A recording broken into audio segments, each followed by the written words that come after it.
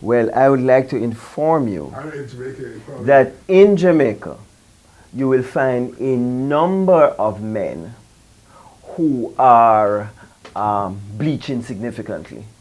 And it's interesting that you find it.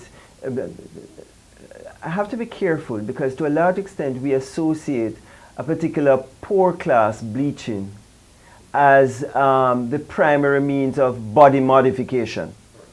Yes? But bleaching has always been a part of lots of classes in Jamaica.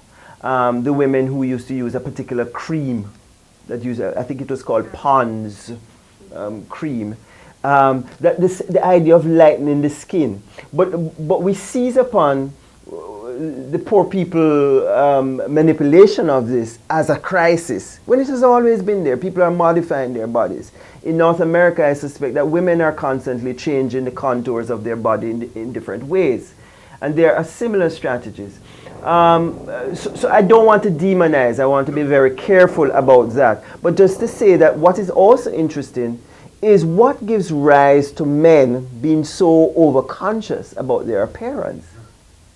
To begin bleaching, because that is supposed to be a kind of feminine thing. Right. Yes, men are supposed to be rugged and left themselves untidy. But we have moved to a kind of metrosexual moment, right, where men should have their fingernails done, should be well groomed. There's a new kind of expectation of what it is to be a man. And part of that is also how it is factored into a class issue that's also related to color.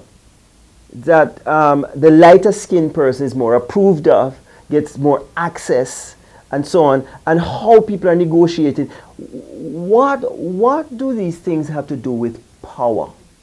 Is perhaps at the heart of this question. And how Vibes Cartel, I think it's Kai Miller who said, you've heard of the issue of the renegade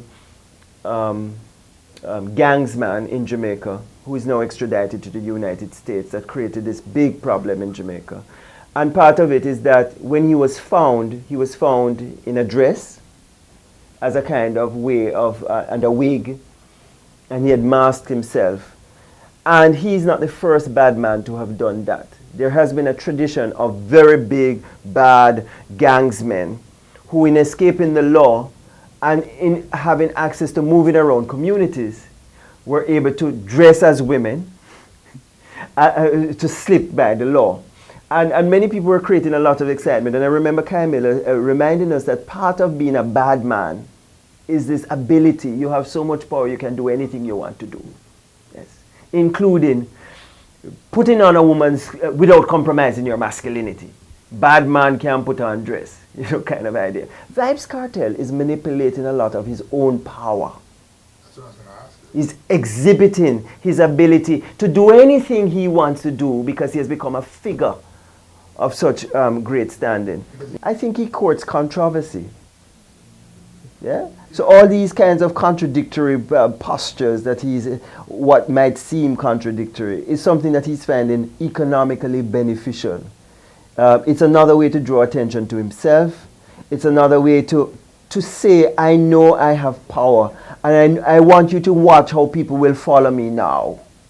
Right? So his bleaching has an economic venture. You know that he has a soap, yes, that he has created. So although what he has done is just to market it.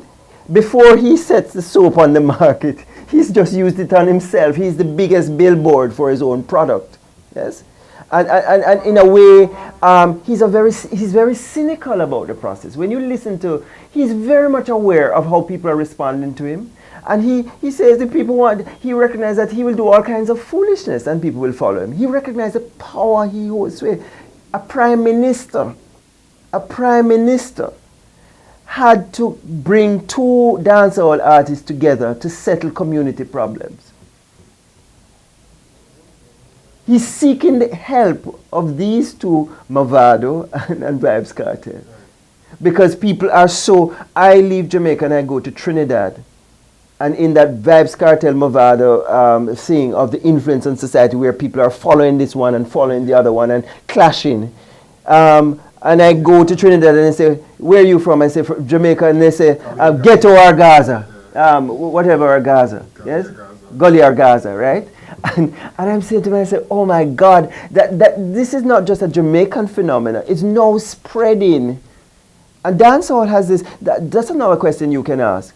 I have traveled throughout the Caribbean, and I'm shocked at the dominance of Jamaican dancehall music throughout the Caribbean, right?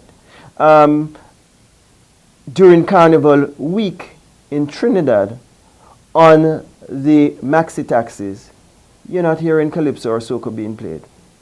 Dancehall music, calypso, Carnival Week. In Barbados, in Belize, it's almost like urban transportation that has any music. It's the literal vehicle Yes. for dancehall.